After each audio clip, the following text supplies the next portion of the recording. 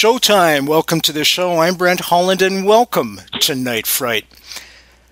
Tonight, folks, the Holocaust. Never before in the history of this world, and perhaps all the other worlds combined, has evil ever been unleashed like we saw during the Holocaust. Words can never, should they ever be used to try and describe the undescribable. The systematic industrialized annihilation of a single race is unspeakable. What if during the gassings, though, the parents of the savior of the world were exterminated, their offspring never to be born to complete his destiny? In our time and save all of humanity, the consequences of this scenario, folks, are simply terrifying. Now, does that mean that mankind is doomed and itself will soon be exterminated?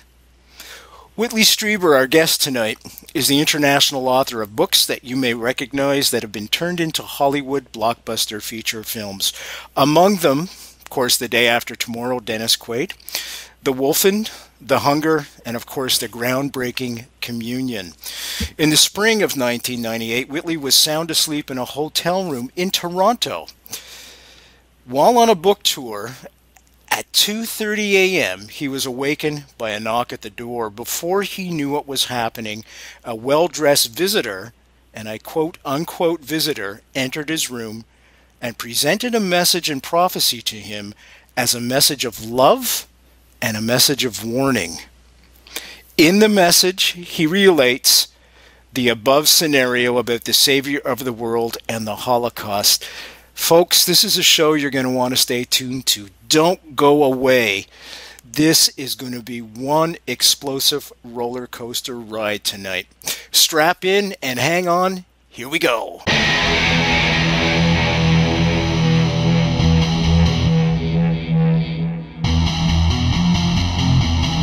There is a time to question.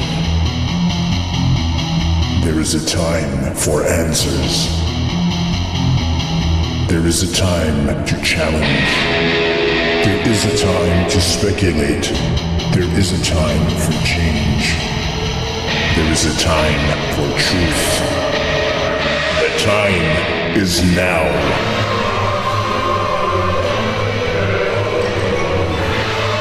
Welcome to Night Fright, your voice in the dark for paranormal and conspiracy radio.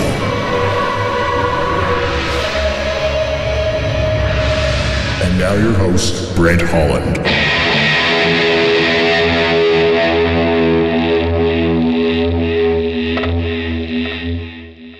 Welcome, folks. Welcome, one and all, to Night Fright. I'm your host, Brent Holland. Our guest tonight, Whitley Strieber. Whitley Strieber is our guest. He's the international author of books that you recognize that have been turned into Hollywood blockbuster feature films. Among them, The Day After Tomorrow, The Wolfen, The Hunger, and the groundbreaking Communion. In the spring of '98, Whitley was in a hotel room in Toronto. He was on a book tour at that time, folks, and he received a knock at the door. The knock caused him to awake, of course, and he opened the door, and in came a visitor, and I put quotation marks around the word visitor. What the visitor revealed was both ominous and very much love. And we're going to be talking about Whitley's new book tonight, as I'm going to hold it up, The Key. And also, along with that, we're going to start off, though, with Whitley. I want to welcome you to the show, Whitley, for the very first time, and definitely not the last. Thank you. Let's hope not. No, absolutely not. I had a big fight a little while ago with somebody, and ended up he hung up on me. Come on. Let's hope we do better this time.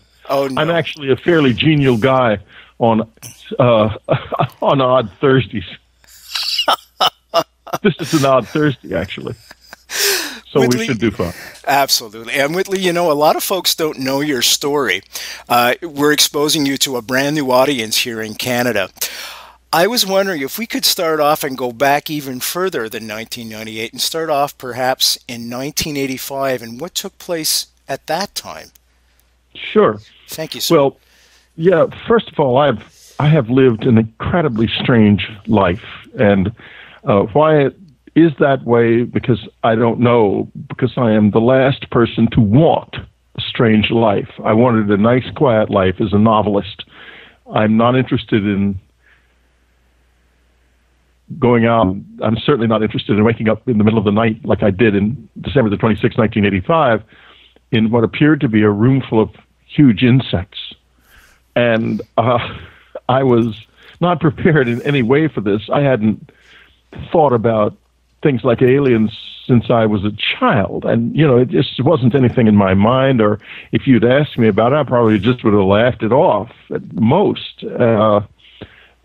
And suddenly I wake up in this situation. I had a nightmarishly difficult experience, including a rape, and it took me more than 20 years to actually be able to say that that happened to me. I used to sort of make a joke of it, but the joke became too distressing. I can't make fun of it about it anymore. And I'm still being treated for the injury. It was so severe. In fact, years later, I can't get through I'm sorry. the physical injury. The physical and the emotional injury, I suspect, as well, no?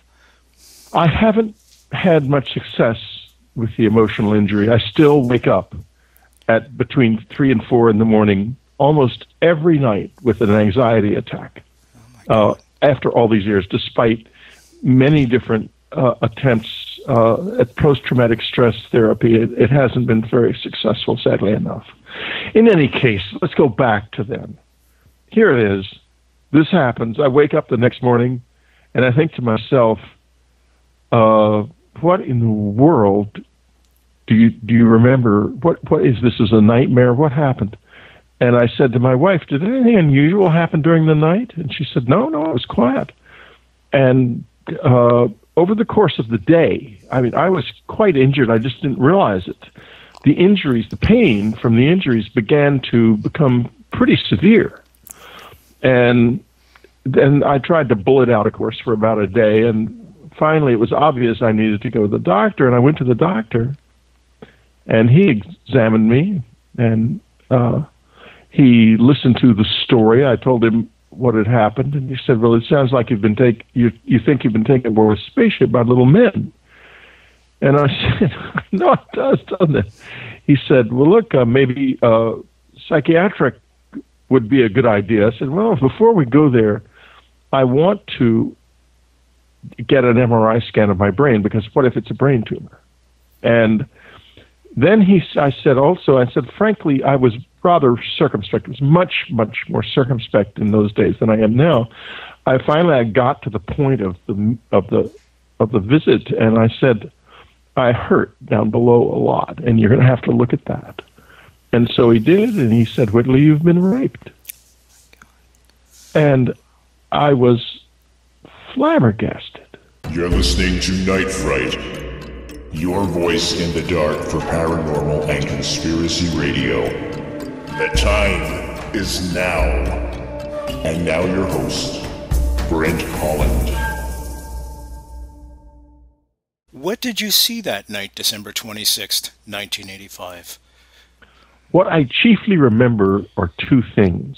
First, it was noise. There was a lot of noise. It was very noisy.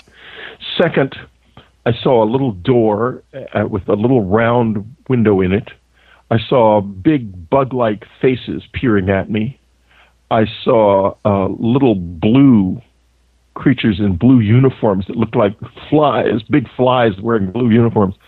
And they were the ones who put a needle in the side of my head. I remember feeling this instrument going into my body, and I later found out that it was something called an electrostimulator, and they're used in animal husbandry all the time to cause animals to have ejaculations. I remember that happening to me, and I remember my semen being taken away by something with long, thin hands and a little silver bottle. I remember very vividly all of this stuff. And I remembered it pretty much after this happened, but in a much more confused way. In other words, it didn't have the order that I've just described it. It was much more violent, like flashes of memory and flashes of imagery. Can I interrupt you once again? Yeah, please. Were there sounds, were there smells that you recall? Yeah, there was a smell. I was trying to figure out what they were. In other words, I was trying to get some kind of orientation. I asked if I could smell one of them, and I heard myself say that, and I thought, what are you saying? Why would you say that? But it was coming from some deep part of me.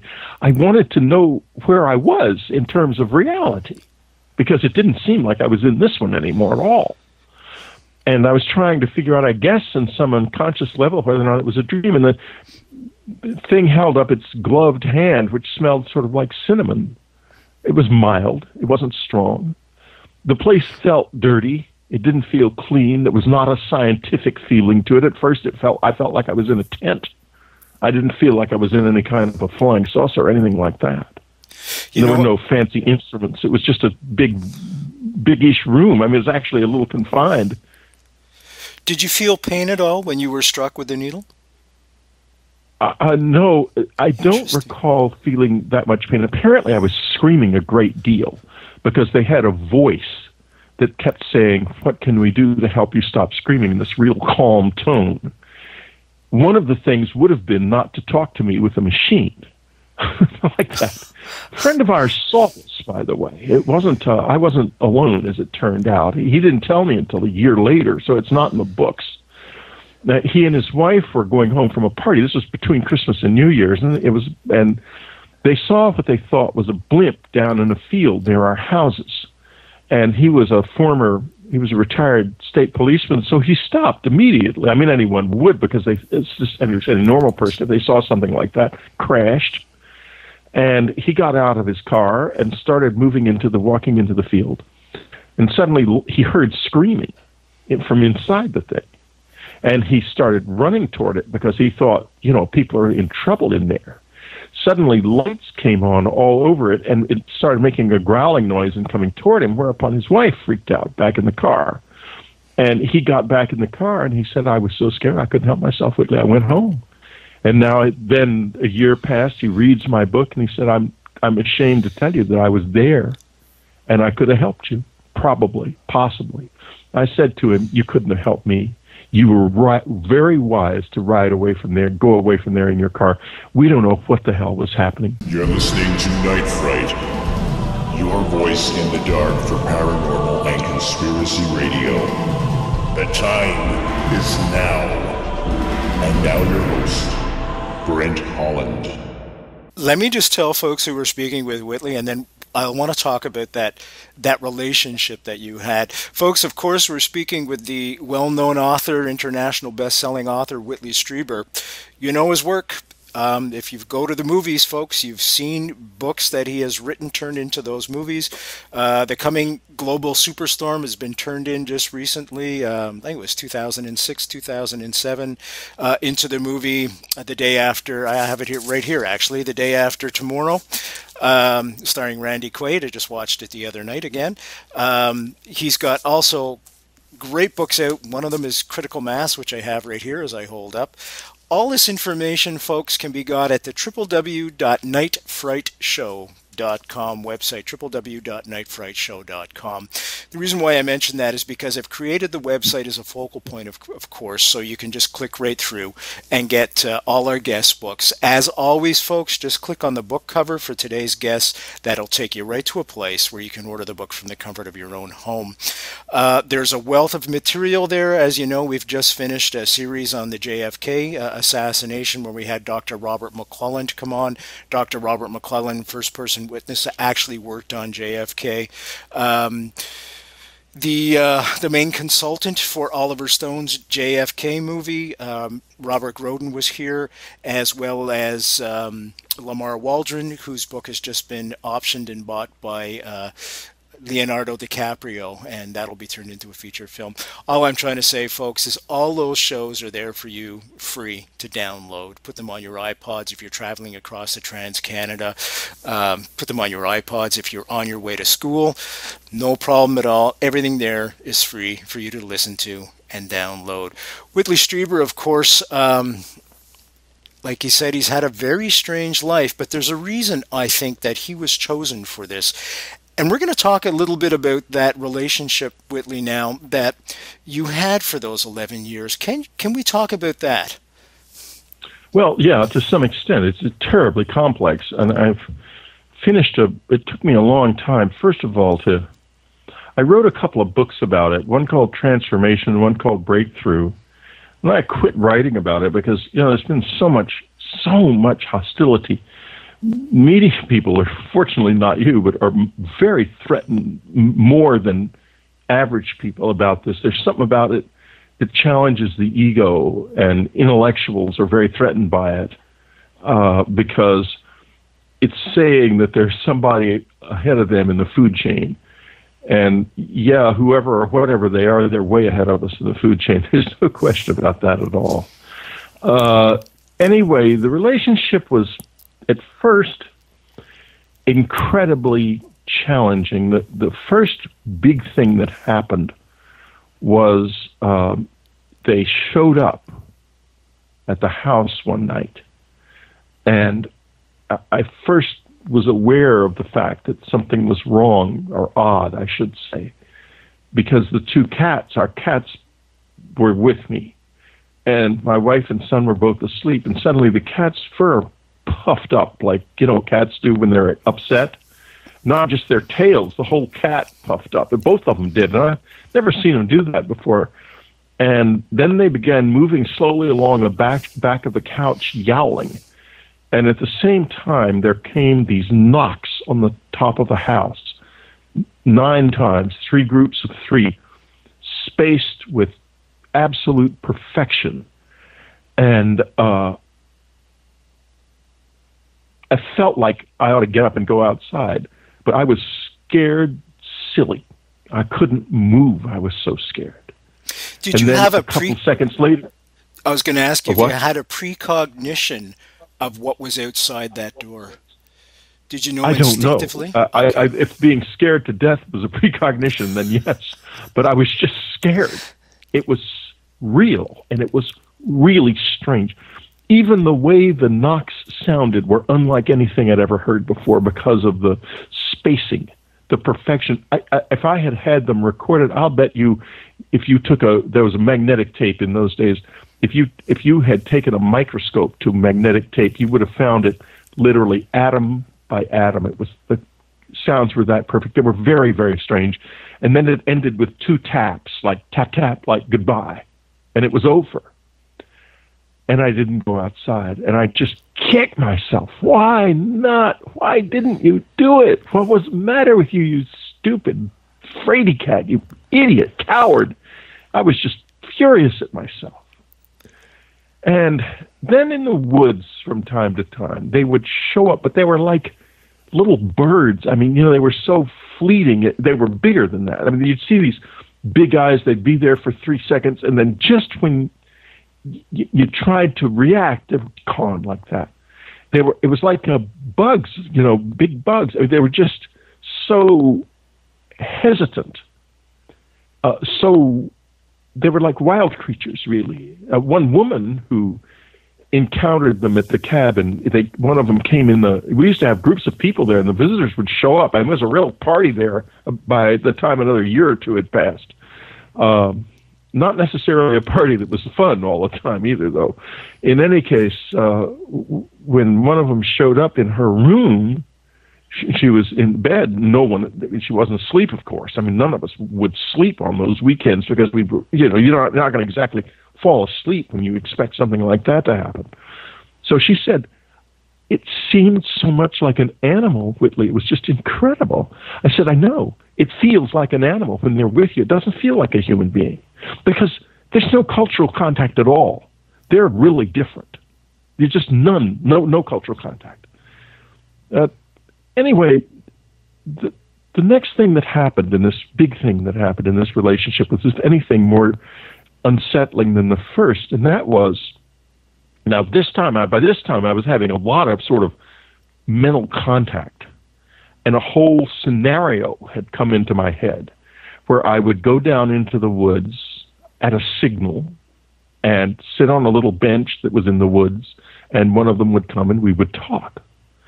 And suddenly, one morning, just at dawn, in the dead of winter, covered with snow, everything, I heard a sound like a chauffeur, like the blowing of a chauffeur, coming out of the woods. And I thought to myself, could that be the signal? I should just tell folks what a shofar is. It comes from the Jewish religion, folks, Hebrews, at the end of not Rosh Hashanah, I'm sorry, Yom Kippur. Yom Kippur, yeah. Yep, they sound a shofar, which is a ram's horn. And right. It has a very unique sound. I'm sorry to interrupt you. I just wanted to No, that's okay. That's okay. I realized that it probably needed some more explanation. Anyway, I jumped out of bed, put on my robe and my slippers, and went outside. And I went across our deck and then up on a little hill, and then there was a glade, a little woods there, and then beyond the woods a glade, all filled with snow. And I got down into the woods. I could hear a clanking noise in the glade, and I could see a big shadow in there through the bare trees. And I got about halfway down, and I stopped. And when I stopped, I heard in my head, but not like a mental thing. It was more like if you had on earphones and you heard a stereo sound in earphones, very clear, like radio, like a radio voice. And it said, "Come on, come on," in such a harsh tone. Like there was somebody really wanted me to come down there, but they couldn't get me. I had to do it myself. And then what occurs to me is, what if I walk down in there and I never am seen again? And my wife and son are left. We got 7 years without any insurance money. What is she going to do? So I stood there. And finally I turned around and I walked back to the house. And I put my hand on the doorknob. And when I put my hand on the doorknob, I heard 3 cries from those woods that remain the most emotionally intense, complex, rich sounds I've ever heard. I do not know to this day, was I hearing the sound of a predator who had been denied its prey, or a lover who had turned away from. I don't know. You're listening to Night Fright, your voice in the dark for paranormal and conspiracy radio. The time is now. And now your host, Brent Holland. Folks, our guest tonight, Whitley Strieber, www.nightfrightshow.com.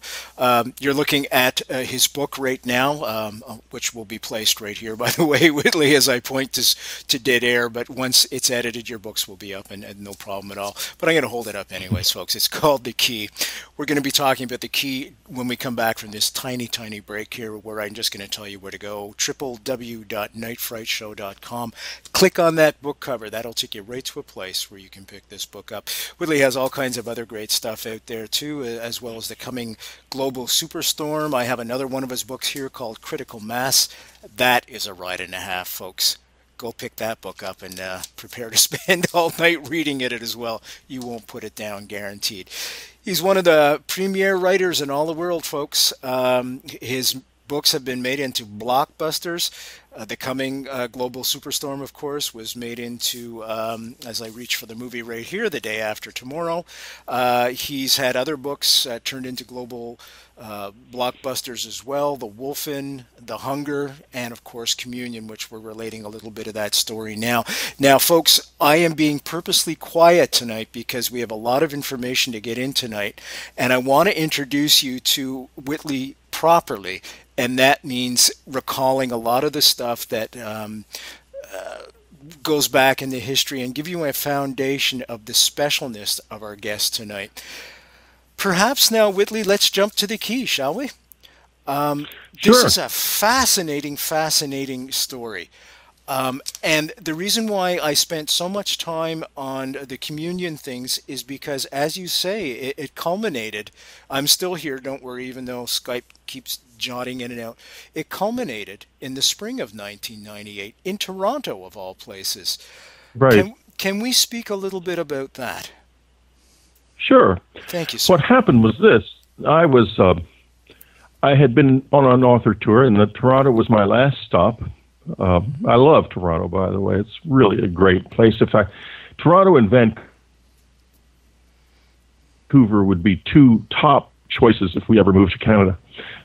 Anyway, I was in the hotel, and I had room service for dinner, and I'd gone to sleep, and the tray hadn't been picked up, and I assumed it wouldn't be until I called. I hadn't called or anything, I don't recall.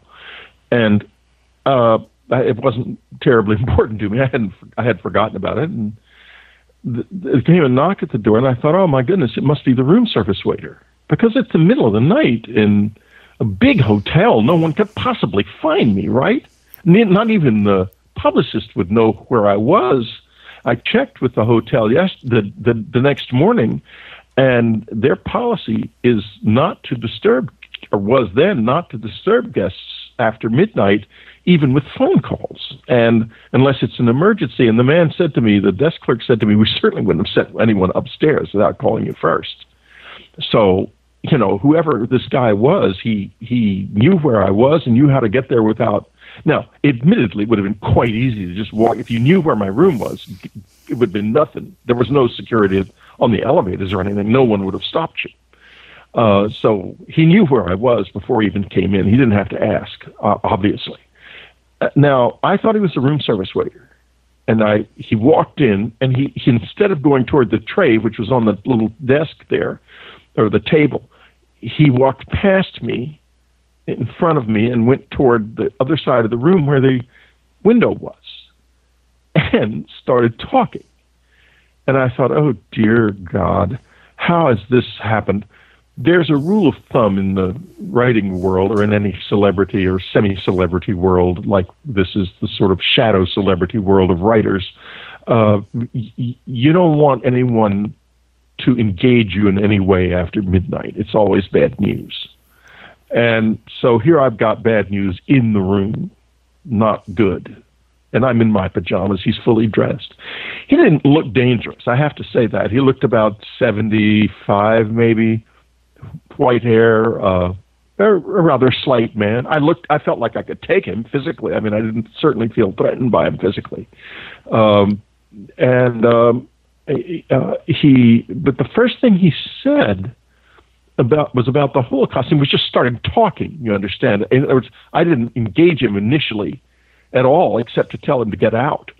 And then he said this strange thing about the Holocaust, about how we were nailed to the ground. You're listening to Nght Fright, your voice in the dark for paranormal and conspiracy radio.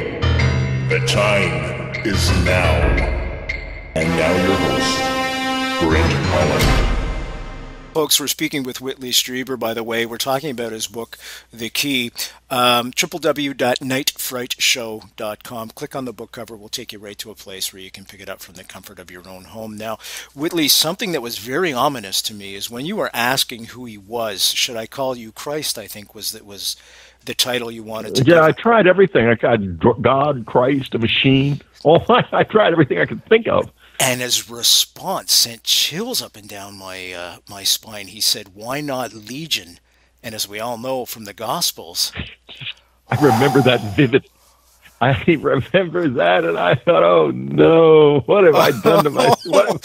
I'm alone in here with the devil. What am I going to do now?" He's nice looking, even. I mean, he was a perfectly decent looking guy. And then he goes back to that conversation also you had with him about intelligent machines, and you asked him if you were. How could I tell if you were an intelligent machine or something? I'm paraphrasing now. Forgive me. That answer was the most awesome answer possible. He said, "If I was an intelligent machine, I would deceive you." I've written a lot of books inspired by him. The last novel I wrote, I just published in this country, and I think it's out in Canada too. It's called Hybrids. It's about intelligent machines. And like Superstorm is based on material that I got from him about climate change, and that became The Day After Tomorrow. And there's a lot of stuff. I mean, the guy was a really incredible inspiration. I wish I could find out who he was. The publicist and stuff in Canada, no one could even begin to identify him. No idea who he was, and I never found him. I spent 10 years off and on trying various ways of locating him. But you don't have any information at all about somebody except the way they look. It's hard. Let's hope that this show maybe will reach the outer regions, and as it usually does, and we'll see if we get some responses. But I should tell folks, too, Whitley asked him, he said, "Who are you?" And he said, "I have two things to say. I'm a Canadian, and I don't pay taxes." And when he said, "I don't pay taxes," I'm going to make jest here, I thought of the Virgin Mary and a miracle. No Canadian has failed to notice that statement. Everyone says the same thing. That's impossible. But actually, there are some tribes in Canada that don't pay taxes. Many and I thought First maybe, Nations. Yeah. I thought maybe he was a Mi'kmaq because he they have a rather European look. Some of them, the Mi'kmaq people, and maybe that's the explanation. And Whitley, on top of that, the Mi'kmaq come from Nova Scotia, and as we know, there's a good chance that the Templars arrived in Nova Scotia. Exactly. That I went down that path, far down that path, because I thought to myself, maybe this is the explanation. He was a Mi'kmaq. He was from Nova Scotia. Canadian, doesn't pay taxes, and they have retained Templar knowledge, and that's what that this is actually a culture that conceals within it an incredibly advanced level of knowledge, because not only is it very advanced ethically, also scientifically. This guy was saying things like, he said there's more than one universe, which in 1998 or even in 2002, when I first published the book on my website, was considered complete nonsense. Now it's becoming scientifically factual. And there's even one group of scientists who think they've actually proved the presence of another universe out there somewhere. So he was not wrong about that.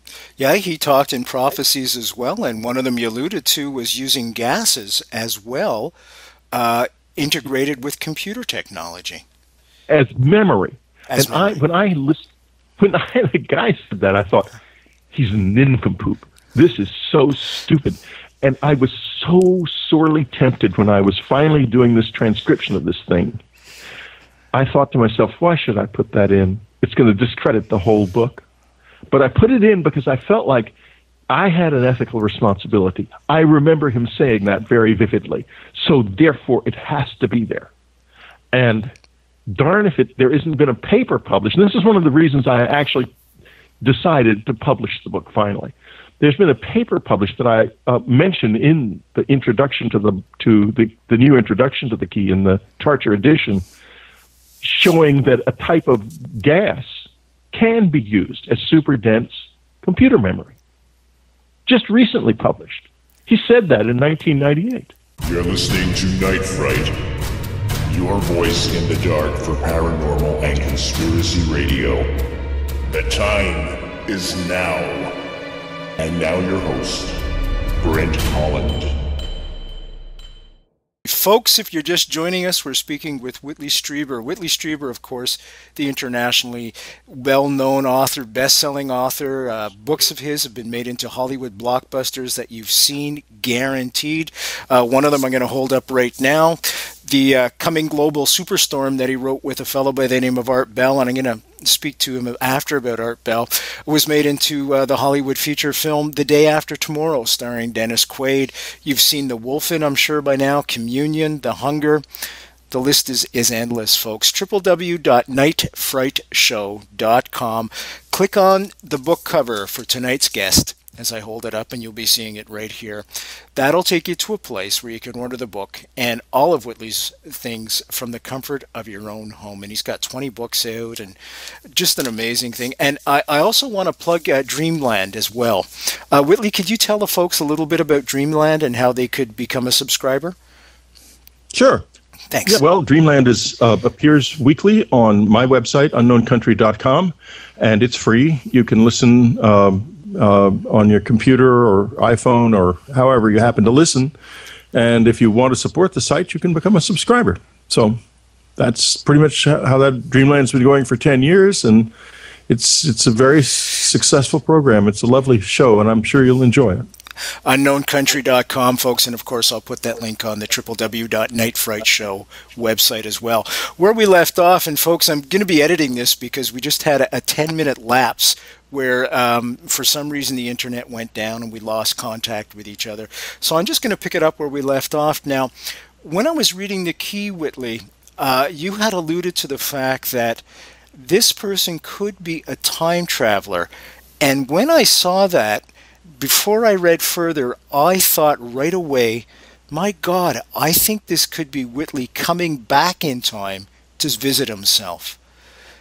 And it's so interesting because that's exactly what my wife thinks. It never occurred to me to even ask him a question like that during the conversation. In other words, it never crossed my mind. But later, Anne said to me, I think it might be that it's you coming back from the future. And, all I can say is if it was from me in my future in this life, then we'll see.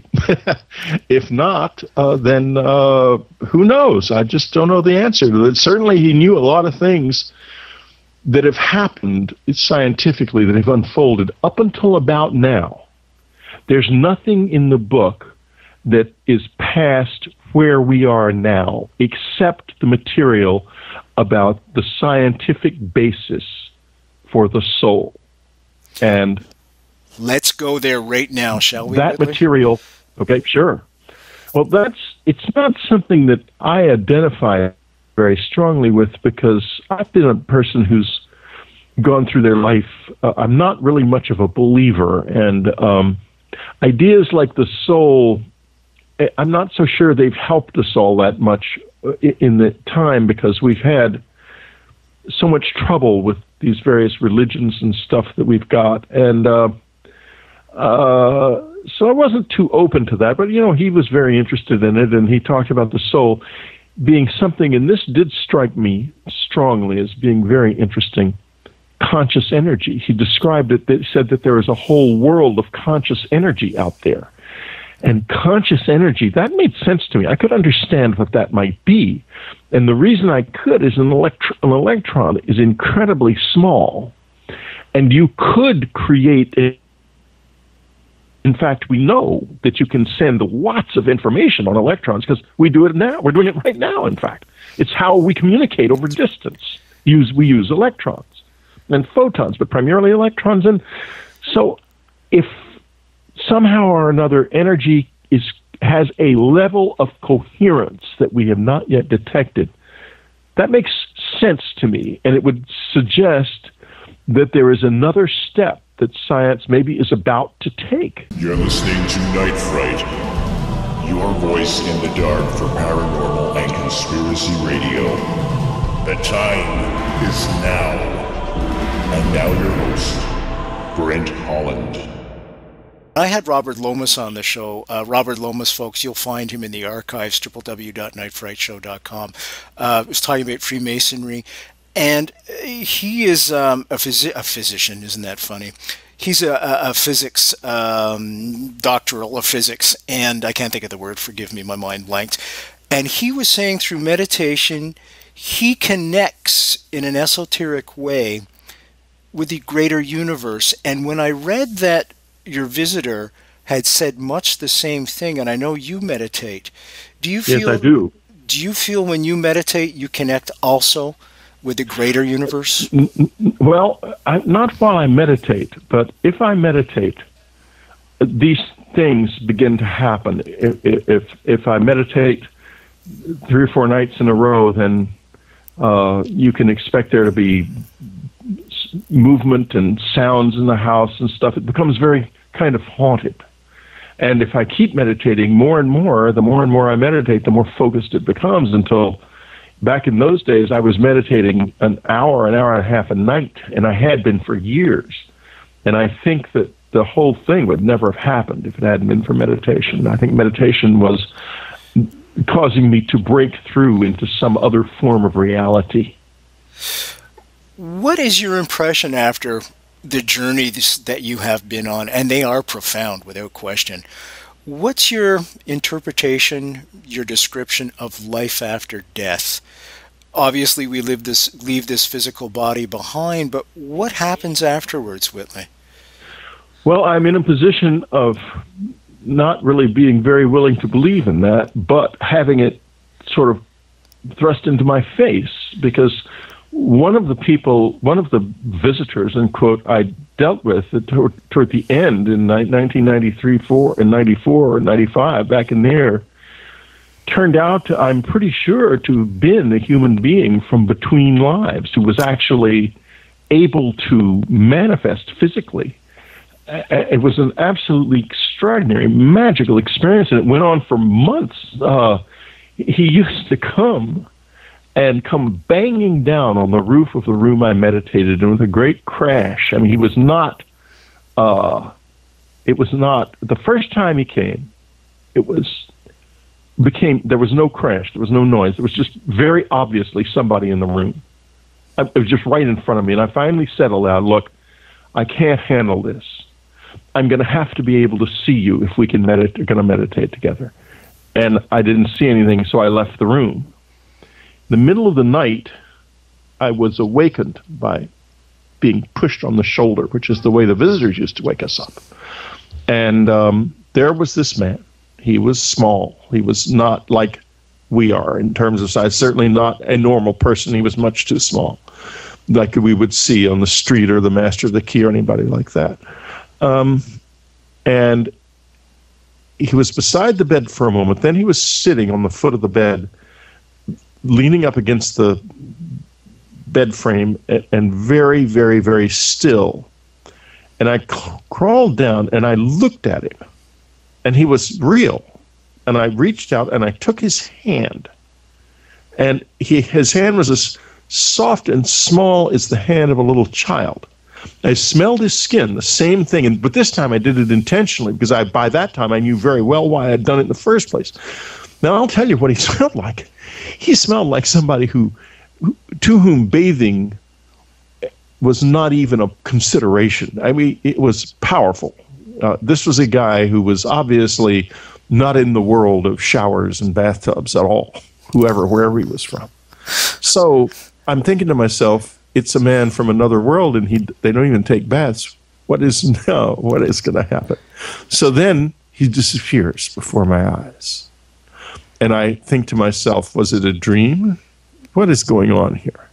So I decided I would go meditate. I would do it, because I said earlier that evening, I will do this if you show me yourself physically. Never knowing whether or not this is all some kind of big dream or exactly what it all is, I went back into the meditation room and had a really interesting meditation, but there was no sign of anybody there. The next night I go in, and thud, comes this racket on the roof. And it kept doing like that, and he would come in and he would, but behind me with his hands, I would be sitting on the floor, hands on my shoulders. And if I even thought about turning around, the hands would be gone. And that was because he could probably feel the small motor movements in my shoulders. As the idea of turning around went through my head, he could feel those muscle movements that were just beginning, and that was it. But if I was still and I kept myself in a meditative state and kept my mind blank and concentrated on my physical body, he would stay there. And I would be able to hear any sounds that he made. And I'll tell you, he breathed like a machine. And this is very interesting. In and out, in and out, in and out, with absolutely no variance whatsoever. That precision again that you mentioned before. Yeah, that same precision. The last time I saw him, this has caused me, people think, oh, the bastard. he's gotten rich off of this. It's all a lie, and only a fool would believe it. But since practically everybody thinks that, you can imagine what my life is actually like. I had a guy hang up on me this morning on an interview simply because he didn't like the fact that I was credible. He just didn't like that. Why do you think that people, you touch on a very interesting subject, and one that has always perplexed me. Why are they so intimidated? Why are they so threatened by a message like this? People fear the unknown, and they also feel terribly inadequate in their souls, in their selves. And when you combine someone who is talking about the unknown with someone who is also talking about something that has enormous moral authority, like the Master of the Key does, whether I don't think he was Legion, but I think he was very clever in creating that doubt in me. They're going to get their backs up about that. Better than me, more intellectually competent than I am? No way. I'm not going to accept this guy. And they don't have to. But, you combine that with, one interview after another for years, and the average person, if they remember Whitley Strieber at all now, they think, oh, the communion nut, Mr. UFO or whatever. And so by the time we'd lost everything, we were busted. We lost the cabin. We lost everything. And we had to move to a little condo in Texas that we owned that my mother had lived in while she was alive. So we go from this beautiful place with 150 acres of land to a little tiny 2-bedroom condo. And on the last night we were there, I meditated with him and I said, this is it. We're leaving. We don't have any money anymore, and we're driving out tomorrow morning. I will never be here again. I want to know what you really look like, because I know it is not that form that I've seen. That's something else. And nothing happened. I sat there and I said, okay, it's over. This is it. You will never see me here again in this place. And I left the room. And I was just lying down in bed when suddenly there was a big glow in the front yard. And I thought, oh, good, a fire. It'll burn down and we'll get the insurance money and be safe. And so I jumped up and I ran to the front windows, and there, hanging over the yard in front of where the meditation room was this ball of bright light with beams coming off of it. And the beams were thin, and they didn't look like, it's not like a street light or something. It was much, much more dramatic than that. And these beams actually could feel, they were physical. They pricked my body and entered my body. And when they did, I felt him. I felt a loving, very fatherly, joyous, and familiar presence. And I thought to myself, this is somebody I know who died. This is a friend. This isn't mysterious, actually. I could feel his kind of inner identity. And I think I know who it was. I think it was a man who had been in the Gurdjieff Foundation. I was in the Gurdjieff work for many, many years. And the group leader I was with the most was a man called Joseph Stein. And he was a truly extraordinary man in that he was a dreadful man. A man with every fault you could possibly imagine. But he struggled constantly to overcome his failings. And that struggle was an incredible inspiration, because you thought to yourself, if Mr. Stein can do it, surely I can do it. And I think it was him. It felt like his presence. And that was the last. I never saw him again. Do you feel, Whitley, that these messages, including communion as well, and it's certainly the Master of the Key, do you feel that these messages are a burden to you or a blessing? They're both. They're a burden in that I've been scrambling for money from 3 or 4 years after I wrote Communion until this day. And it is never ending. And Communion made a lot of money, but, if you make a lot of money in 1 year, Then 10 years later, you divide it out, and it's not much money over time. And, you know, the other books made money fairly steadily, but that ended. And now I make in a year maybe 5% of what I made in 1990. And it goes down every year.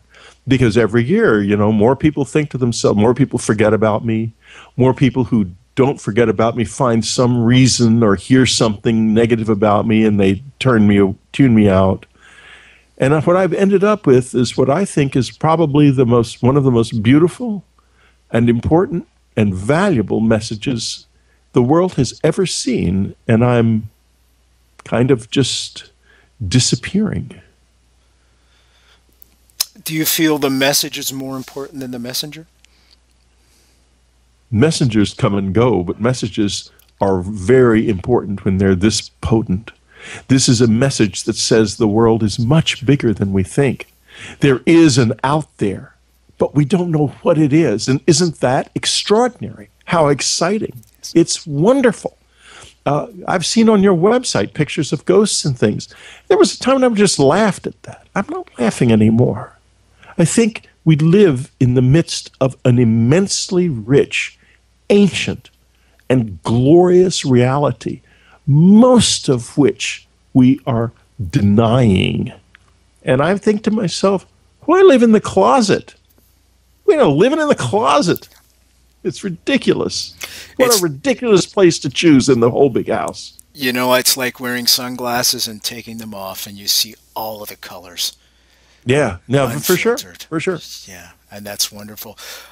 We're going to have to wrap up now, but I want to ask you one final question. Do you receive joy when you think of that time that you spent in that hotel room with the Master of the Key? When I think about it, I think always, darn, you didn't ask him this. You didn't ask him that. If only he would show up again. If I had 5 minutes with him, boy, I could ask him some good questions. What would you ask him in case he's listening? The first question would be, are you in control of time? Are you from the future or the past? Where are you from in time? That would be the first question. That's the one big one about his existence that I didn't ask. Why is that important to you? Because if time is fluid and malleable and controllable, there might be a way for us to escape from where we are now, because I think we're going to need an escape hatch, and I don't see one. I see the environment on this planet in very significant trouble. So that would be why. Would you ask him the question that your wife and I alluded to, that is he you? I wonder if that would be possible, because the principle of least action, which is a principle of physics, might make it impossible, because that would violate the grandfather paradox. In other words, if we knew that for certain, then I bet you I couldn't ask it, and I bet if I could ask it, he couldn't answer it. I bet that question would never come up, even if I had really put my mind to it. Yeah, go ahead. I was going to say, you also write in the key, by the way, folks. Whitley Strieber is our guest tonight. www.nightfrightshow.com. Please just click on the book cover. We'll take you right to Whitley's website. You can order the books online. Sign up for Dreamworld, unknowncountry.com. Wanted to ask you if you felt that, this man, he comes into your room, etc., etc., and if he's not you, and he's not Legion, and he's not Jesus, exactly who is he? Could he be just manifested into a physical presence from perhaps some deep down questions that you wanted answered? Well, that in itself is a very good question. I don't think that we're even close to having answers to questions like that. Now, we've got a lot of work to do before we get there. And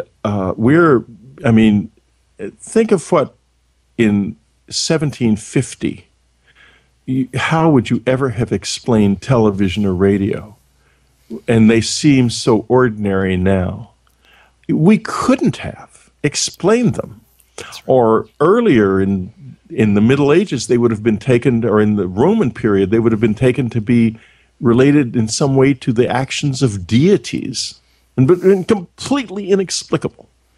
We are at the edge of something like that right now. We don't know what this is. We don't know how to explain it. We don't have the language for it. But boy, is it ever there? And does it ever have our number? That's for sure.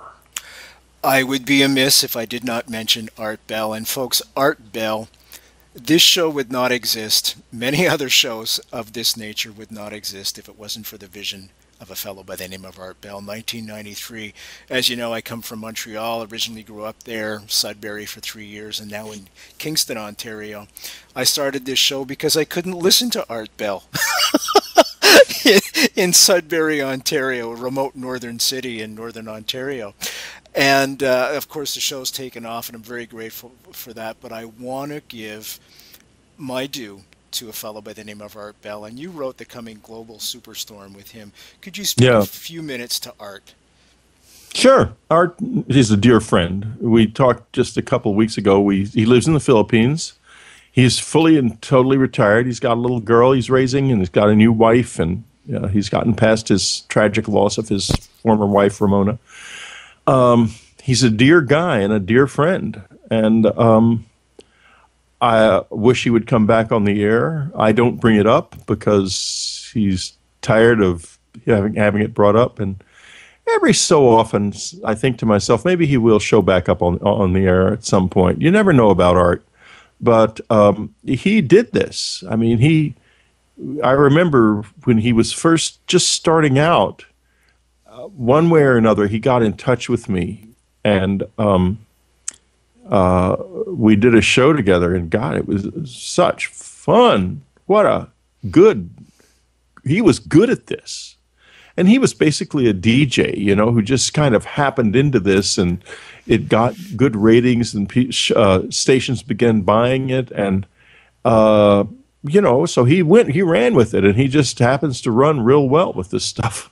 He does extremely well. He's the chairman of the board, folks, of this type of genre. And, Coast to Coast is another show that you may want to tune into. Just do a Google Coast to Coast. George Norrie's been on this show, and he's another one of my heroes, and I aspire to.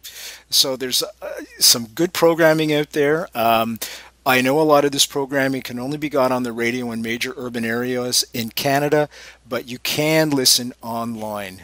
There are subscriptions, and of course, Whitley has a weekly show as well that you could tune into. I'm going to put all that information up on the nightfrightshow.com website, and you can just click on the appropriate links, and off we go.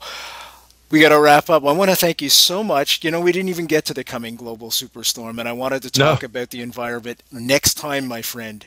Next time. Thank you very much. Okay, all the very best to you, and thank you again for the key. Thank you. We'll talk soon. Take care.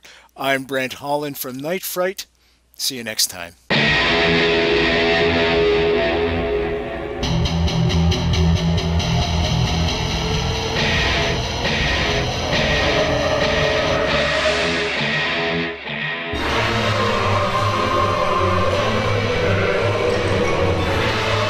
You're listening to Night Fright and your host, Brent Holland. The time is now. Your voice in the dark for paranormal and conspiracy radio.